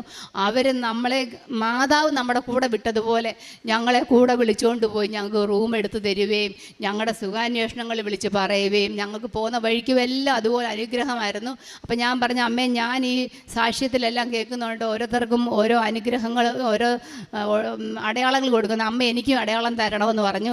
അങ്ങനെ അവിടെ ചെന്നപ്പോൾ ഇൻവിജിലേറ്ററെ പിറ്റേ ദിവസം ഉള്ള ആൾ അദ്ദേഹത്തെ അവിടെ കാണുകയും അദ്ദേഹം ഒരു നീല ഡ്രസ്സായിരുന്നു. അപ്പോൾ എനിക്കൊരു സന്തോഷം വന്നു. അപ്പോൾ ആ ബിൽഡിങ്ങിൻ്റെ പേരും മറിയം കോംപ്ലക്സ് എന്നായിരുന്നു. അപ്പോൾ എനിക്കും അത് വരും. ഞാൻ പറഞ്ഞു, നീ പരീക്ഷ പാസ്സാകും, അമ്മയുടെ പദ്ധതിയാണ് ഇത്, നമുക്ക് നീ ഒന്നും വിഷമിക്കണ്ട എന്ന് പറഞ്ഞ് ഞാൻ ഈ കാശുരൂപം അവിടെ ഉടുപ്പിനകത്ത് വെച്ച് തമിഴ്നാട്ടിൽ ചെന്നിട്ട് ഒരു ടൈലറെ ചെന്ന് എനിക്കറിയാവുന്ന തമിഴിൽ പറഞ്ഞ പത്രവും കൊടുത്ത് അയാളെ കൊണ്ട് അത് തയ്പ്പിച്ച് അതും വെച്ച്, പിന്നെ ഇവിടുന്ന് കിട്ടിയ വെള്ള കളറല്ല ഗ്ലാസിൻ്റെ ടൈപ്പ് പേന കൊണ്ടുവന്ന് ആ പേനയ്ക്ക് അത് ഉപ്പുമൊക്കെ ഇട്ട് അവൾ കൊണ്ടുവന്ന് വെള്ളത്തിന് അത് ഉപ്പൊക്കെ വിതറി വളരെ അനുഗ്രഹപ്രദമായ രീതിയിൽ അവൾ ആ പരീക്ഷ എഴുതിയിട്ട് വന്നു. ഇന്ന് റിസൾട്ട് വരുമെന്നും പറഞ്ഞിരുന്നതായിരുന്നു. ഞാൻ കഴിഞ്ഞ ആഴ്ച ഇവിടെ വന്നപ്പോൾ സിസ്റ്ററിനോട് പറഞ്ഞു, ഈ കാലിൻ്റെ അനുഭവങ്ങൾ എന്താ പറയാത്തത്, നല്ലൊരു അനുഭവമാണല്ലോ. അപ്പോൾ ഞാൻ പറഞ്ഞു, സിസ്റ്റർ ഉടമ്പടി വെച്ചൊരു കാര്യമല്ല, എനിക്കല്ലാതെ അമ്മ തന്നെ ഒരു ബോണസ് അത്, പിന്നെ അതുകൂടെ ഇവളുടെ റിസൾട്ടൂടെ വന്നിട്ട് ഞാൻ പറയാമെന്ന് പറഞ്ഞു. അപ്പം ഞാൻ അവളോട് ചോദിച്ചു. അവൾ പറഞ്ഞു, അമ്മേ ഭയങ്കര ടഫായിരുന്നു, ഇത്രയും നാൾ ഞാൻ എക്സാം എഴുതിയതിനകത്ത് നമുക്ക് വായിച്ചെടുക്കാനൊക്കെ ഒരു ബുദ്ധിമുട്ടുമില്ലായിരുന്നു. ഇത് ക്വസ്റ്റ്യൻ പോലും നമുക്ക് വായിച്ചെടുക്കാൻ ഒത്തിരി ടൈം വേണം, 5 ക്വസ്റ്റ്യൻ എനിക്ക് എഴുതാൻ പറ്റിയില്ല, എനിക്ക് ഒരു സാറ്റിസ്ഫാക്ഷനും ഇല്ല എന്ന് പറഞ്ഞു. ഞാൻ പറഞ്ഞു, നീ അത്ഭുതം നടക്കൂടി, മാതാവ് നടത്തി തരും, ഇത്രയൊക്കെ ചെയ്ത മാതാവിന് അതും അറിയാം. പക്ഷേ ഒരു കാര്യം, നിനക്ക് ഇത് കിട്ടിക്കഴിഞ്ഞാൽ നീ ഉടമ്പടി എടുക്കുമെന്ന് ചോദിച്ചാൽ ഉറപ്പായിട്ട് എടുക്കുമെന്ന് പറഞ്ഞു. അങ്ങനെ ഇവൾ ഉടമ്പടി ഇന്ന് എടുത്തു. അവൾക്ക് മാതാവിൻ്റെ തിരുരൂപം അവൾക്ക് വഹിച്ചുകൊണ്ട് വരാനൊരു ഭാഗ്യം ഉണ്ടായി. ഇനിയും ഞാൻ നിയോഗത്തിൽ പറഞ്ഞ കാര്യങ്ങളെല്ലാം അമ്മ എനിക്ക് സാധിച്ചു തരും, എനിക്ക് പൂർണ്ണ വിശ്വാസമുണ്ട്. അതുപോലെ തന്നെ പലർക്കും ഞാൻ ഉടമ്പടി തൈലം വെച്ച് പ്രാർത്ഥിക്കുക, അവർക്ക് അനുഗ്രഹങ്ങൾ ഉണ്ടായിട്ടുണ്ട്. പക്ഷേ അച്ഛൻ പറഞ്ഞു അതെല്ലാം അവർ നേരിട്ട് പറയുന്ന സമയത്ത് പറഞ്ഞാൽ മതി എന്ന് പറഞ്ഞുകൊണ്ട് ഞാനിപ്പോൾ അതൊന്നും പറയുന്നില്ല. ഞാൻ എൻ്റെ പ്രേക്ഷിത പ്രവർത്തനം കൂടെ പറയാം. ഞാനിവിടുന്ന് കിട്ടുന്ന പത്രങ്ങൾ ഞാൻ എൻ്റെ ആശുപത്രിയിലുള്ളവർക്കും അവിടെ വരുന്നവർക്കും, അല്ലെങ്കിൽ ഞാൻ ഈ സ്ഥലം ഉണ്ട് വിൽക്കാനിട്ടിരിക്കുന്ന ഒരു സ്ഥലമാണ്, ആ സ്ഥലത്തിൻ്റെ അവിടെ ഞാൻ ചുമ്മാതെ പോകും, പത്രം കൊടുക്കാൻ വേണ്ടി തന്നെ പോകും. എനിക്ക് കേരളത്തിൽ നിന്ന് ആരും എന്നോട് അത്രയും ദേഷ്യപ്പെട്ട് സംസാരിച്ചില്ല. അവർ തമിഴ്നാട്ടിൽ ഞാൻ പത്രം കൊണ്ട് കൊടുത്തപ്പോൾ ഒരു മലയാളി പിന്നെ പള്ളിക്കലുള്ള ഒരാളെ അധ്യാപകനാണ്, പുള്ളി എന്നെ ഭയങ്കരമായിട്ട് ശത്രുക്കളോട് സംസാരിക്കുന്ന പോലെ ഭയങ്കര ദേഷ്യപ്പെട്ടു. ഇവർക്കെല്ലാം വിഷമമായി. അപ്പം അവർ പരീക്ഷാ ഹാളിൽ നിന്നോ ആളിൻ്റെ അവിടെ നിന്നോട് ഞാൻ പറഞ്ഞു, നീ വിഷമിക്കുന്ന എന്തിനാടി, ഞാൻ ഈ കാര്യം പറയാം, ഈ മാതാവിനെ അവിടെ പറയാനും യേശുദേവൻ്റെ കാര്യം പറഞ്ഞപ്പോഴും എന്നെ അത്രയും അവരെ അവമാനിച്ചിട്ടുണ്ട്, അത്രയും എനിക്ക് അനുഗ്രഹം കിട്ടിയെന്ന് ഞാൻ വിചാരിച്ചിട്ടുള്ളൂ, എനിക്കതിനകത്ത് ഒരു ദുഃഖവുമില്ല എന്ന് ഞാൻ പറഞ്ഞു. അത് കഴിഞ്ഞിട്ട് എന്നോട് ആ ആളും ചോദിച്ചു, പിന്നെ തിരുവല്ല തന്നെ ഒരു ക്രിസ്ത്യനാണ്, അയാളും എന്നോട് പത്രം കൊടുത്തപ്പോൾ എന്നോട് ചോദിച്ചു, ശമ്പളം എത്ര കിട്ടുമെന്ന് കൃപാസനത്തിൽ നിന്ന് എന്നോട് ചോദിച്ചു. ഞാൻ പറഞ്ഞു, ഞാനും അങ്ങനെയൊക്കെയാണ് വിചാരിച്ചിരുന്നത്, എനിക്ക് ശമ്പളമൊക്കെ മേളിലിരുന്ന ഒരാൾ എനിക്ക് തരുന്നുണ്ട്, എനിക്ക് ഇഷ്ടം പോലെ ബോണസ് സഹിതം എനിക്ക് തന്നുകൊണ്ടിരിക്കുകയാണ്, എനിക്ക് ശമ്പളം അവിടെ നിന്ന് കിട്ടുന്നുണ്ടെന്ന് ഞാൻ പറഞ്ഞു. പിന്നെ കാരുണ്യ പ്രവർത്തനങ്ങളായിട്ട് എൻ്റെ മുമ്പിൽ വന്ന ആരെങ്കിലും ഒരു ആവശ്യം പറഞ്ഞാൽ ഇപ്പോഴല്ല എപ്പോഴായാലും എനിക്ക് എത്ര ബുദ്ധിമുട്ടുണ്ടെങ്കിലും ഞാൻ അവരെ സഹായിക്കാൻ ശ്രമിക്കാറുണ്ട്, അല്ലെങ്കിൽ ഞാൻ വേറെയിടത്തുനിന്ന് വാങ്ങിച്ചു കൊടുക്കാറുണ്ട്. അതുപോലെ ഹോസ്പിറ്റലിൽ ഫുഡൊന്നും ഉണ്ടാക്കിക്കൊണ്ട് ചെല്ലാൻ പറ്റത്തില്ല, അത് കാരണം ഞാൻ അവിടെ പറഞ്ഞിട്ടുണ്ട്, ആർക്കെങ്കിലും എന്തെങ്കിലും ആവശ്യങ്ങളുണ്ട് എന്നോട് പറയണം. അങ്ങനെ ഒന്ന് രണ്ട് കാര്യങ്ങൾ എന്നോട് പറഞ്ഞ് ഞാൻ അത് ചെയ്യാൻ എനിക്ക് സാധിച്ചിട്ടുണ്ട്. ഇനി ആയാലും ഞാൻ കരുണ പ്രവർത്തനങ്ങളൊക്കെ ചെയ്യാൻ എനിക്ക് വളരെ സന്തോഷമുള്ള ആളാണ്. അതേപോലെ എനിക്ക് ശരീരത്തിനുണ്ടായിരുന്ന വേറൊരു ബുദ്ധിമുട്ടായിരുന്നു, എനിക്ക് മൈഗ്രെയിൻ വന്നു കഴിഞ്ഞാൽ എനിക്ക് തലവേദന എടുത്ത് എനിക്ക് ബാത്റൂമിൽ പോകണം, എൻ്റെ വിയർപ്പ് പോലും എനിക്ക് അസഹനീയമായി, എനിക്ക് അടുത്ത് വേറൊരാളെ നിൽക്കുന്ന ഇഷ്ടമല്ല, എനിക്ക് ആ ഒരു ദിവസം എൻ്റെ പോക്കായിരുന്നു, വെയിൽ കൊള്ളാൻ പറ്റത്തില്ല, എനിക്ക് ഭയങ്കര ബുദ്ധിമുട്ടായിരുന്നു. അതും ഞാൻ ഈ ഉടമ്പടി തൈലമൊക്കെ തേച്ച് ഞാൻ പ്രത്യേകിച്ച് പ്രാർത്ഥിച്ചില്ല, എൻ്റെ ശരീരത്തിന് അസ്വസ്ഥതകളെല്ലാം ദൈവം ഒറ്റയടിക്ക് വലിച്ചെടുക്കുന്ന പോലെ അതെനിക്ക് മാറിക്കിട്ടി. പിന്നെ അതുപോലെ എനിക്ക് HP എൻ്റെ വളരെ ലോ ആയിക്കഴിഞ്ഞാൽ ഞാൻ ഭയങ്കര ആക്റ്റീവായിട്ടുള്ള ഒരാളായിരുന്നു. ഞാൻ ജോലി ചെയ്തുകൊണ്ടിരുന്നതിനിടയ്ക്ക് ഞാൻ ഉറങ്ങിപ്പോകുമായിരുന്നു, കണ്ണടഞ്ഞങ്ങ് പോകും, അങ്ങനെ ബുദ്ധിമുട്ടായിരുന്നു. എൻ്റെ HP എനിക്ക് പ്രഗ്നൻസി പീരീഡിൽ പോലും 9.5 ആയിരുന്നു. ഇപ്പോൾ എനിക്ക് എപ്പോഴും 11.5 എനിക്കിപ്പോൾ ഒരു കുഴപ്പമില്ല, ഒരു മെഡിസിനും എടുക്കുന്നില്ല. ഇത് സത്യമാണ് ഞാൻ പറയുന്നത്, എനിക്ക് വെറുതെ കള്ളം പറഞ്ഞിട്ട് ഇവിടെ വന്ന് ഒന്നും സാധിക്കേണ്ട കാര്യമില്ല. എൻ്റെ കയ്യിൽ അന്ന് ഞാൻ സ്റ്റോപ്പ് ചെയ്ത മെഡിസിൻ എല്ലാം എൻ്റെ കൈ ഞാൻ അതുപോലെ കെട്ടിവെച്ചിട്ടുണ്ട്. അതുപോലെ ആണെങ്കിൽ ഈ ബേക്കേഴ്സിൻ്റെ കാര്യം എൻ്റെ ഈ മോക്കാണ് എല്ലാവരേക്കാളും കൂടുതൽ അറിയാവുന്നത്.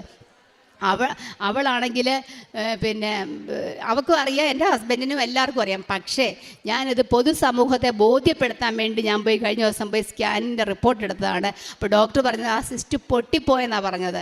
ഞാൻ ഓർത്തോയോട് ചോദിച്ചു, പൊട്ടുമോ സാറേ എന്ന് പറഞ്ഞു. അങ്ങനെ പൊട്ടാൻ ചാൻസ് ഇല്ല, ഒരിക്കലും പൊട്ടത്തില്ല, അങ്ങനെ സിസ്റ്റ് ഉണ്ടെങ്കിൽ എന്തിന് പൊട്ടിപ്പോയെന്നാണ് ഇതിൽ എഴുതിയിരിക്കുന്നത്. അങ്ങനെ ഒരു അത്ഭുതം എൻ്റെ കാലിനുണ്ടായി. പിന്നെ അതുപോലെ എൻ്റെ കാലിൻ്റെ നഖം, വലതുകാലിൻ്റെ നഖം ആണെങ്കിൽ പൊടിഞ്ഞ് ഇളകിപ്പോമായിരുന്നു. അതും ഒരു സുപ്രഭാതത്തിൽ ഞാനതിനൊന്നും ചെയ്തിട്ടില്ല. പക്ഷേ ഞങ്ങളൊരു ട്രെയിൻ യാത്രയ്ക്കിടെ ഞാൻ ഒരു സാക്ഷ്യം കേട്ടു. ഒരു ലേഡി അവരുടെ ഹസ്ബൻഡിന് ഇതുപോലെ ഒരു പ്രശ്നം ഉണ്ടായിരുന്നു, അത് ഉടമ്പടി തൈലം തേച്ച് മാറിയെന്ന്. അന്നാണ് ഞാൻ ശ്രദ്ധിക്കുന്നത് എൻ്റെ നഖത്തിന് ആ ഒരു പ്രശ്നം ഇപ്പോൾ ഇല്ലെന്നുള്ളത്. അതിനെല്ലാം ഇവളായിരുന്നു എൻ്റെ കാല് നോക്കുകയും എടുക്കുകയും ചെയ്യുന്നത്. ഇത് ഞാൻ സമൂഹത്തെ ബോധ്യപ്പെടുത്താൻ വേണ്ടിയാണ് ഇതെടുത്തത്. എനിക്ക് ദൈവത്തിൻ്റെ മുമ്പിൽ പറയുന്നതിന് ഒരു മടിയുമില്ല. ഞാൻ എന്നോട് വന്ന് ഈ കൃപാസനത്തെക്കുറിച്ച് എൻ്റെ അമ്മയുടെ ചേച്ചിയുടെ മോള് പറഞ്ഞപ്പോൾ ഞാൻ പൂർണ്ണമായിട്ടും വിശ്വസിച്ചു. ഹസ്ബൻഡിൻ്റെ കൂട്ടുകാരി പറഞ്ഞപ്പോൾ ഞാൻ വിശ്വസിച്ചു. അങ്ങനെ ഒരാളോടും ചെന്ന് കള്ളം പറഞ്ഞിട്ട് ഇന്നയുടെ ദൈവം ഉണ്ടെന്ന് പറയേണ്ട കാര്യമില്ല, എനിക്കും അതിൻ്റെ ആവശ്യമില്ല. പക്ഷേ ഇത് സമൂഹത്തെ ബോധ്യപ്പെടുത്താൻ വേണ്ടി മാത്രമാണ് ഞാനിത് ചെയ്തത്. എനിക്ക് ഇത്രയും കൃപകൾ തന്ന, എനിക്ക് പ്രാർത്ഥിക്കാൻ പോലും അറിയാത്ത എന്നെ ഇത്രയും ഇവിടെ നിന്ന് സംസാരിപ്പിക്കാനുള്ള അവസരം തന്ന ദൈവമാതാവിനും തിരുകുമാരനും ഞാൻ 1000 നന്ദി പറയുന്നു. തിരുകുമാരൻ എന്നൊക്കെ പറയാൻ ഞാൻ ഒത്തിരിയും കഷ്ടപ്പെട്ടു, എനിക്ക് വാക്കൊന്നും വരുത്തതേ ഇല്ലായിരുന്നു. ഞാൻ അതിന് തന്നെ കുറേ ദിവസം പ്രാർത്ഥിച്ചിട്ടുണ്ട്. എനിക്ക് ദൈവം ഇങ്ങനെ പറയാനുള്ള കഴിവും പ്രാപ്തിയും എനിക്ക് തരണേന്ന്. ഞാനൊരു ഹിന്ദു വിശ്വാസി ആയതിൻ്റെ ഞാനിനി എൻ്റെ മോക്ക് അങ്ങോട്ട് കൊടുക്കാം. അവൾക്കുണ്ടായ ഒരു അനുഭവം അവൾ പറയും. അമ്മ മാതാവിനും തിരുകുമാരനും 1000 നന്ദി. അമ്മ പറഞ്ഞതുപോലെ അമ്മയുടെ ഉടമ്പടി മേലാണ് ഞാനിപ്പോൾ ഇവിടെ വന്ന് നിൽക്കുന്നത്. അപ്പോൾ പരീക്ഷ ഞാൻ പലതവണ എഴുതിയിട്ടുണ്ട്. അപ്പോഴൊക്കെ ഞാൻ ഒരു കഴിഞ്ഞ പ്രാവശ്യം തൊട്ട് ഞാൻ ഒരു ഓൺലൈനായിട്ട് ഞാൻ കോച്ചിങ് കാര്യങ്ങളൊക്കെ എടുക്കുന്നുണ്ട്. അപ്പം കഴിഞ്ഞ പ്രാവശ്യം ഞാൻ ഭയങ്കര കോൺഫിഡൻ്റ് ആയിരുന്നു, എനിക്ക് കിട്ടും, ഞാൻ അത്ര നന്നായിട്ട് ചെയ്തിട്ടുണ്ട്, ഞാൻ അത്രയും കോൺഫിഡൻ്റ് ആയിട്ട് ഇരിക്കുകയായിരുന്നു. പക്ഷേ റിസൾട്ട് വന്നപ്പം എനിക്ക് PhD ക്വാളിഫിക്കേഷൻ മാത്രമേ കിട്ടിയിട്ടുള്ളൂ, അതിന് അഡ്മിഷൻ എടുക്കാനുള്ള ക്വാളിഫിക്കേഷൻ മാത്രമേ കിട്ടിയുള്ളൂ. അപ്പം അമ്മ എന്നോടിങ്ങനെ പറയുന്നുണ്ട്. അപ്പം അമ്മ ഇവിടെ വരുന്നുണ്ട്, തൈലമൊക്കെ വന്ന് എന്നും പ്രാർത്ഥിച്ച് ഞാൻ പഠിച്ചുകൊണ്ടിരിക്കുമ്പോൾ വന്ന് എൻ്റെ നെറ്റിയിൽ പുരട്ടിത്തരും, വായിൽ തേനൊഴിച്ച് തരും, അതേപോലെ ഉപ്പിട്ട് തരും. പിന്നെ കുറേ നാൾ കഴിഞ്ഞപ്പോഴത്തേക്ക് എനിക്കങ്ങ് വല്ലാതായി. ഞാൻ ഇടയ്ക്ക് അമ്മ കൊണ്ട് തലയിൽ നെറ്റിയിൽ തൈലമൊക്കെ പുരട്ടുമ്പോൾ ഞാൻ കൈ കൊണ്ട് തട്ടിയൊക്കെ മാറ്റിയിട്ടുണ്ട്. പോയി ഞാൻ എങ്ങനെയും പഠിക്കട്ടെ. അപ്പം അമ്മ പറയും, നീ ആ പ്രാർത്ഥന പഠിക്കുക. ഞാൻ പറയും, ഞാൻ എൻ്റെ പഠിക്കണോ അതോ പ്രാർത്ഥന പഠിക്കണോ എന്ന് പറഞ്ഞിട്ട് ഞാൻ ഒരുപാട് അമ്മയോട് ഞാൻ വഴക്കിടും. പക്ഷേ അമ്മ ഇവിടെ വരുന്നതിലോടൊന്നും എനിക്ക് വലിയ എതിർപ്പൊന്നുമില്ലായിരുന്നു. കാരണം അമ്മ ഇവിടെ വന്നതിന് ശേഷം ഒരുപാട് മാറ്റങ്ങൾ അമ്മയ്ക്ക് വന്നത് ഞാൻ നേരിട്ട് കണ്ടിട്ടുണ്ട്. അമ്മ ഒരുപാട് കാലിന് വയ്യ എന്നൊക്കെ പറഞ്ഞ് രാവിലെ ബഹളം തുടങ്ങും വീട്ടിൽ. എഴുന്നേക്കടി, അത് ചേടി, എന്നെ ഒന്നൊന്ന് സഹായിക്കടി, നിനക്ക് എന്താടി കണ്ണി ചോരയില്ല ഇവിടെ ഉള്ളവർക്ക് ആർക്കും എന്നൊക്കെ പറഞ്ഞിട്ട് അമ്മ കുറേ പറയുമായിരുന്നു. പക്ഷേ ഇവിടെ വന്നതിന് ശേഷം അമ്മയ്ക്ക് ഒരുപാട് മാറ്റം പോസിറ്റീവായിട്ടുള്ള. രാവിലെ എഴുന്നേറ്റ് അമ്മ കുളിച്ചിട്ടാണ് മുട്ടുമേൽ നിന്ന് പ്രാർത്ഥിക്കുന്നത്. അപ്പോൾ അതൊക്കെ കാണുമ്പം ഒരു ബെറ്റർ ആയിട്ടുള്ള ലൈഫ് സ്റ്റൈലിലോട്ട് അമ്മ ചേഞ്ച് ആയല്ലോ എന്നൊക്കെ ഓർത്തിട്ട് ഞാൻ പിന്നീടൊന്നും പറഞ്ഞിട്ടില്ല. അമ്മ ഓക്കെ പോകുന്നെങ്കിൽ പൊക്കോ, പക്ഷെ നമ്മളെ നിർബന്ധിക്കരുതെന്നുള്ള രീതിയായിരുന്നു. അങ്ങനെ ഇരിക്കുമ്പോഴാണ് പരീക്ഷയ്ക്ക് ഒരു മാസം മുന്നേ ആയിട്ട് ഇതേപോലെ അമ്മ എന്നെയും കൊണ്ട് ഇവിടെ വന്ന് അമ്മ പറഞ്ഞു, നീ ഒന്ന് വാ. അപ്പം ഞാൻ വിചാരിച്ചു എന്തെങ്കിലും ആട്ടെ, ഇപ്പം ഞാൻ പഠിച്ചിട്ടിപ്പോൾ എനിക്കൊന്നും കിട്ടാൻ പോകുന്നില്ല, എന്നാൽ പിന്നെ ഇതെങ്കിലും ആട്ടെന്നും പറഞ്ഞ് ഞാനങ്ങ് വന്നതാണ്, ഒന്ന് പരീക്ഷണാർത്ഥം വന്നതാണ്. അപ്പോൾ ഇവിടെ വന്ന സമയത്ത് ഇവിടെ സിസ്റ്റർ ഇങ്ങനെ ഓരോ കാര്യങ്ങളൊക്കെ പറയുകയാണ്. അപ്പം മാതാവിൻ്റെ സാന്നിധ്യം, നമുക്ക് മുല്ലപ്പൂ അഭിഷേകമായിട്ട് വരാം, അല്ലെങ്കിൽ നമുക്ക് മഴവില്ല് കാണാം. അപ്പം ഞാൻ ഇതിൽ നിന്ന് ഇറങ്ങിയ പിന്നെ എപ്പോഴും ആകാശത്ത് നോക്കും, മഴവില്ലുണ്ടോ അല്ലെങ്കിൽ എന്തെങ്കിലും രൂപങ്ങളായിട്ടൊക്കെ നമുക്ക് കാണാം എന്നൊക്കെ ഇങ്ങനെ പറഞ്ഞിട്ടുണ്ടായിരുന്നു. അപ്പോൾ അതൊക്കെ എൻ്റെ മനസ്സിലുണ്ട്. അമ്മ ഇങ്ങനെ നമ്മളിരുന്ന് ഞങ്ങളെ തന്നാലും ആ സാക്ഷ്യങ്ങളൊന്നും ഇരുന്ന് ഞാൻ കേൾക്കത്തില്ല. അപ്പോൾ അമ്മ ഞങ്ങൾ ഇരിക്കുന്നതിൻ്റെ അടുത്ത് അമ്മ സൈഡിൽ വന്നിങ്ങനെ ഇരിക്കും, ഞങ്ങളും കൂടെ കേൾക്കാൻ വേണ്ടിയിട്ട്. അപ്പം ഞാൻ നോക്കാതെ ഞാൻ പിന്നെ ശ്രദ്ധിക്കാൻ തുടങ്ങി എന്താണ് ഓരോരുത്തരും പറയുന്നത്. പ്രത്യേകിച്ച് പരീക്ഷയെക്കുറിച്ചുള്ള സാക്ഷ്യങ്ങളൊക്കെ വരുമ്പോൾ അമ്മ ഇങ്ങനെ എൻ്റെ അടുത്ത് വന്നിരിക്കുന്നത് ഞാൻ ശ്രദ്ധിക്കുന്നുണ്ട്. അപ്പം ഞാൻ ഡയറക്റ്റ് അതിലോട്ട് നോക്കുന്നില്ലെങ്കിലും ഞാൻ സൈഡിൽ കൂടെ അതിരുന്ന് ഇങ്ങനെ ശ്രദ്ധിക്കുമായിരുന്നു.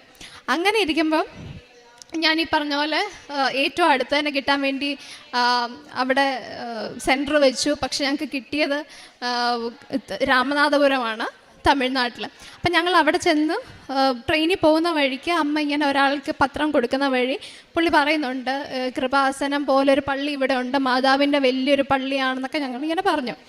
മാതാവിൻ്റെ ഇതേപോലെ ഒരു പള്ളി, വലിയ മാതാവിൻ്റെ ഒരു പള്ളി ഉണ്ടെന്നൊക്കെ ഇങ്ങനെ പറഞ്ഞു. അപ്പം ഞങ്ങൾ ശരി അവിടെയൊക്കെ പോകുന്നുണ്ടോയെന്ന് ചോദിച്ചു. അപ്പോൾ പറഞ്ഞു, ഞങ്ങൾക്ക് ഇവിടെ സ്ഥലമൊന്നും അറിയത്തില്ല, ഞങ്ങൾക്ക് അറിയില്ല, ഞങ്ങൾക്ക് എവിടെയാണ് സെൻറ്റർന്ന് പോലും അറിയത്തില്ല, ചെന്നിട്ട് വേണം കണ്ടുപിടിക്കാൻ, അങ്ങനെയൊക്കെ പറഞ്ഞു.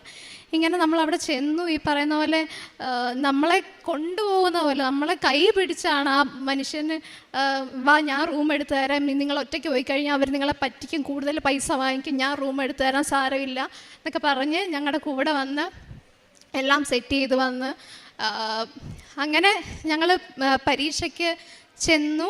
അവിടെ ഞങ്ങൾ തലേന്ന് പോയി സെൻറ്ററൊക്കെ നോക്കിയപ്പോഴത്തേക്കും അവിടെ മറിയം കോംപ്ലക്സ് എന്നാണ് എഴുതിയിരിക്കുന്നത്. അപ്പോഴേ അമ്മ പറഞ്ഞു, ഇത് മാതാവ് നമ്മുടെ കൂടെ ഉണ്ട്, സഞ്ചാരി മാതാവാണ് നമ്മുടെ കൂടെ വന്നിട്ടുണ്ടെന്നൊക്കെ പറഞ്ഞു. അങ്ങനെ ഞങ്ങൾ മേളിൽ ആ സെൻറ്ററിൽ ചെന്ന് നോക്കുമ്പോൾ അവിടുത്തെ ഇൻവിജിലേറ്റർ അവിടെ നിൽക്കുകയാണ്. അപ്പം അമ്മ പറഞ്ഞു, ഇതേപോലെ അമ്മ ഓർത്തു, ഇതേപോലെ ചാരനിറം അതേപോലെ നീല നിറത്തിലുള്ള ഉടുപ്പൊക്കെ ഇട്ട് ആരെങ്കിലും അവിടെ നിൽക്കുന്നുണ്ടെങ്കിൽ അത് ഒരു പോസിറ്റീവായിട്ടുള്ളൊരു സൈനാണ്. അപ്പോൾ കറക്റ്റ് ആ പുള്ളി അത് രണ്ടും ഇട്ടുകൊണ്ടായിരുന്നു അവിടെ നിന്ന് ഞങ്ങൾക്ക് ഇറങ്ങി വരുന്നതും ഒക്കെ. അപ്പോൾ അതൊക്കെ കണ്ടപ്പോഴത്തേക്ക് എനിക്കും പിന്നെ അന്ന് പിന്നെ പരീക്ഷ ഞങ്ങൾക്ക് ഉച്ചയ്ക്കായിരുന്നു. അന്ന് രാവിലെ അമ്മ പ്രാർത്ഥിച്ച സമയത്ത് എന്നോടും പപ്പയോടും പറഞ്ഞു, നിങ്ങൾ വന്ന് മുട്ടിലിരുന്ന് പ്രാർത്ഥിക്കാൻ പറഞ്ഞു. ഞാൻ ശരിയെന്ന് പറഞ്ഞ് ഞങ്ങൾ വന്ന് ആദ്യമായിട്ട് മുട്ടുമേയിരുന്ന് പ്രാർത്ഥിച്ചു. അങ്ങനെ പരീക്ഷയ്ക്ക് പോകാൻ നേരത്ത് ഞാൻ കാശുരൂപ അമ്മ എനിക്കിവിടെ തയ്ച്ചു വെച്ചായിരുന്നു. ഞാൻ അതേ പിടിച്ചുകൊണ്ടാണ് എനിക്ക് ഭയങ്കര പേടിയായിരുന്നു. ഇവർ പോകുന്ന സമയത്ത് കയറ്റുന്ന സമയത്ത് ആ ഫ്രിസ്കിങ് ഒക്കെ ചെയ്യുന്ന സമയത്ത് എങ്ങാനും പിടിച്ചു കഴിഞ്ഞാൽ പിന്നെ നാണക്കേടാണ്, കേരളത്തിൽ നിന്ന് വന്ന് ആകെ മോശമാകും എന്നൊക്കെ വിചാരിച്ച് ഞാൻ ഭയങ്കര ടെൻഷനായിട്ട് നിന്ന്. പക്ഷേ ഒന്നും ഇതില്ലായിരുന്നു. അവർ കയറി പൊക്കാളം പറഞ്ഞു. ഏറ്റവും ആദ്യം എന്നെയാണ് കയറ്റി വിട്ടത്. അപ്പം ഞാൻ അവിടെ പോയി എൻ്റെ സീറ്റിൽ ചെന്നിരുന്നു. അങ്ങനെ സീറ്റിൽ ഇരിക്കുമ്പം എനിക്ക് അവിടെ ഒരു ജനാലയുണ്ട്. ജനാലയിൽ കൂടെ എനിക്ക് ആകാശം കാണാം. അപ്പം ഞാൻ വിചാരിച്ചു, ദൈവമേ എനിക്ക് ഇവിടെ എന്തെങ്കിലും ഒരു രൂപം കാണിച്ചു തരണം, എനിക്ക് എന്തെങ്കിലും എനിക്ക് എളുപ്പമാണെങ്കിൽ അല്ലെങ്കിൽ എനിക്കിത് കിട്ടുമെന്നുണ്ടെങ്കിൽ എനിക്കൊരു രൂപം കാണിച്ചു. അപ്പം ഞാൻ കുറേയൊക്കെ നോക്കിയിട്ട് ഒന്നുമില്ല, കുറേ കാക്കയൊക്കെ പറന്നു പോകുന്നല്ലാതെ വേറെ ഒന്നുമില്ല. അപ്പം കുറച്ച് കഴിഞ്ഞപ്പോഴത്തേക്കും ഒരു മുട്ടിൽ കുത്തി നിൽക്കുന്ന ഒരു രൂപം പോലെ എനിക്കിങ്ങനെ ആകാശത്ത് ഇങ്ങനെ കണ്ടു. അപ്പോഴത്തേക്കും എനിക്ക് ചെറിയൊരു സന്തോഷമൊക്കെ വന്നു. അപ്പം ഞാൻ വിചാരിച്ചു, ഞാൻ ഈ പരീക്ഷ ഞാൻ പൊളിക്കും, എനിക്കെല്ലാം അറിയാവുന്നതായിരിക്കും വരുന്നതെന്ന്. ക്വസ്റ്റ്യൻ വന്നപ്പോഴത്തേക്കും ഞാൻ ഇതുവരെ കണ്ടിട്ട്, ഞാൻ ഇത്രയും ഒരു 4ാമത്തെ 5ാമത്തെ അറ്റംപ്റ്റാണ്, പക്ഷേ ഇതുവരെ കണ്ടിട്ടില്ലാത്ത രീതിയിലുള്ള ക്വസ്റ്റ്യൻസ്. മാത്സ് ഒക്കെ ആണെങ്കിൽ എനിക്ക് ഭയങ്കര പാടാണ്. അപ്പം ഇപ്പം ഫൈനൽ ആൻസർ കീ വന്നപ്പോഴും ഞാൻ ഒരു ക്വസ്റ്റ്യൻ ചെയ്തുകൊണ്ടിരുന്നാണ് എനിക്ക് അത്രയും സമയം പോയത്. എനിക്കൊരു 5 ക്വസ്റ്റ്യൻ ഞാൻ അറ്റൻഡ് പോലും ചെയ്തിട്ടില്ല. പക്ഷേ ഇന്നലെ റിസൾട്ട് വന്നപ്പോൾ ഞാൻ പാസ്സായി എന്നുള്ളതാണ്. അപ്പം എനിക്കറിയില്ല എത്രമാത്രം നന്ദി പറഞ്ഞാൽ മതിയാവും എന്നുള്ളത്. പിന്നെ ഞാൻ അന്നേ എഗ്രിമെൻ്റ് എടുത്തിരുന്നു. ഇവിടെ നിന്ന് പോയതിൻ്റെ അന്നേ ഞാനൊരു എഗ്രിമെൻ്റ് ഓൾറെഡി പറഞ്ഞിട്ടാണ് പോയത്. എനിക്ക് കിട്ടുവാണെങ്കിൽ, എനിക്ക് അത്രയ്ക്ക് ഉറപ്പായിരുന്നു എനിക്ക് കിട്ടത്തില്ല എന്നുള്ളത്. അപ്പം ഞാൻ കിട്ടുവാണെങ്കിൽ ഞാൻ വന്ന് ഉടമ്പടി അടിക്കാം. കാരണം രാവിലെ എഴുന്നേക്ക് മുട്ടുമ്മയിൽ നിന്ന് പ്രാർത്ഥിക്കാമെന്നൊക്കെ പറയുന്നത് എന്നെക്കൊണ്ട് പറ്റുന്ന കാര്യമല്ല. അപ്പം ഞാൻ എന്നാൽ കിട്ടുവാണെങ്കിൽ വന്നേക്ക് ഉടമ്പടി എടുത്തേക്കാം. അമ്മ അന്ന് ചോദിച്ചു ഉടമ്പടി എടുക്കുന്നോ, ഞാൻ പറഞ്ഞില്ല, കിട്ടുവാണെങ്കിൽ എടുത്തേക്കാമെന്ന് പറഞ്ഞു. അങ്ങനെ ഇന്ന് ഞാൻ വന്നു ഉടമ്പടി എടുത്തു. മാതാവിനെ ഏറിയാണ് ഞാൻ ആ ഒരു പ്രദക്ഷിണം വന്നത്. അപ്പം ഒരുപാട് നന്ദി. ഞാൻ ഇനിയും എൻ്റെ സാക്ഷ്യം പറയാനായിട്ട് ആയിരിക്കും ഇവിടെ വരുന്നത്. മാതാവിനും തിരുകുമാരനും 1000 നന്ദി. അതുപോലെ ഒരു കാര്യം കൂടെ പറഞ്ഞോട്ടെ. എക്സാമിൻ്റെ റിസൾട്ട് ഇന്ന് വരുമെന്നാണ് പറഞ്ഞത്. ഇന്നലെ വൈകിട്ട് ഞാൻ ജോലിയൊക്കെ കഴിഞ്ഞ് വന്ന് 5 മണിയായപ്പോൾ ഞാൻ ചോദിച്ചു, എടി നാളെ റിസൾട്ട് വരുമോ, 5 മണി ആകുമ്പോഴത്തേ വരുമോ? അന്നേരം പറഞ്ഞു വരുമായിരിക്കുമെന്ന് പറഞ്ഞു. അപ്പം ഞാൻ അവിടെയൊക്കെ ചായയൊക്കെ ഇട്ട് കുടിച്ചിട്ട് ഞാനും ആ ദിവാനിൽ അവിടെ കിടന്നുകൊണ്ട് ഞാൻ കുറേ സാക്ഷ്യങ്ങൾ ഇങ്ങനെ കേട്ടുകൊണ്ടിരിക്കും. അതും പിള്ളേരുടെ വിദ്യാഭ്യാസപരമായിട്ടുള്ള കാര്യങ്ങളൊക്കെ കേട്ടുകൊണ്ടിരിക്കുന്ന സമയത്ത് ഒരു 7 മണി ആവാറായി കാണുമായിരിക്കും. ഇവള് ലാപ്ടോപ്പ് എടുത്ത് പിന്നെ മൊബൈലും എടുത്തുകൊണ്ട് അങ്ങോട്ട് പോയി. അപ്പം ഞാൻ ഓർത്ത് ഇന്നാളൊരു ഇൻ്റർവ്യൂവിൻ്റെ കാര്യം, ഇനി അത് നോക്കുവാണോ അതോ ഇനി വല്ല റിസൾട്ട് വന്നുവല്ലോ അവരും പറഞ്ഞിട്ടാണോ എന്ന് ഞാൻ വിചാരിച്ചു. പിന്നെ ഞാൻ അറിയുന്നത് ആൻസർ കീ നോക്കാനായിട്ട് അവൾ എടുത്തതെന്ന്. പക്ഷേ പെട്ടെന്ന് എൻ്റെ മനസ്സിൽ തോന്നി പെട്ടെന്ന് പ്രാർത്ഥിക്കണമെന്ന്. ഞാൻ പെട്ടെന്ന് പോയി വെഴുതിരി കത്തിച്ച് ഞാൻ പ്രാർത്ഥിച്ചു. ഇപ്പോൾ ഉടമ്പടി തൈലവും ഉപ്പും ഒക്കെ എല്ലാം കൊടുത്ത് എല്ലാം കഴിഞ്ഞ് അപ്പുറത്തെ റൂമിലോട്ട് പോയപ്പം ഇവൾ പറഞ്ഞു, അമ്മേ ദാണ്ട് മെസ്സേജ് വന്നേക്കുന്നു, റിസൾട്ട് വന്നെന്ന് പറഞ്ഞു. ഇവൾ നോക്കിയപ്പോൾ തന്നെ അവൾക്ക് കിട്ടുകയും ചെയ്തു, അവൾ പാസ്സായെന്നും പറഞ്ഞു. അതൊരു ഭയങ്കര ഒരു അനുഗ്രഹമായിരുന്നു. അതിനുശേഷം അവിടെ കൂട്ടുകാരെ അവർ പലരും വിളിച്ചു. അവർക്ക് രാത്രി 10 മണിക്കാണ് പിന്നെ അവർ റിസൾട്ട് അറിയാൻ പറ്റിയത്. പൂർണ്ണമായിട്ട് ഞാൻ വിശ്വസിക്കുന്നു അമ്മയുടെ ഒരു സാന്നിധ്യവും അനുഗ്രഹവുമാണെന്ന് ഞാൻ കോടാനുകോടി നന്ദി പറയുന്നു അമ്മയോടും തിരുകുമാരനോടും.